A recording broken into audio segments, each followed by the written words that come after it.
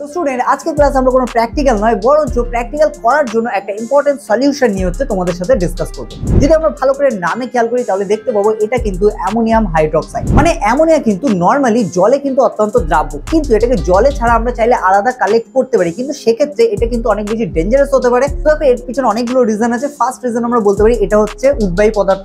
Basically হচ্ছে যদি জলের সাথে না মেশানো হয় তাহলে এটা হচ্ছে ভিতরে কিন্তু গ্যাস সৃষ্টি করতে পারে এবং যেটা কিন্তু ব্লাস্ট করতে পারে, এবং এটা খোলার সাথে সাথে কিন্তু ছিটকে এসে আমাদের চোখে মুখে লাগতে পারে, আমাদের হাতে পায়ে লাগলে সেখানেও কিন্তু ক্ষত করতে পারে এবং চোখে লাগলে কিন্তু দৃষ্টিশক্তিতেও প্রবলেম হতে পারে। তো এবার আমরা ফাইনালি এটাকে হচ্ছে খুলবো, কিন্তু তার আগে আমরা যেটা করবো আমরা একটা হচ্ছে গ্লাস করে নেবো।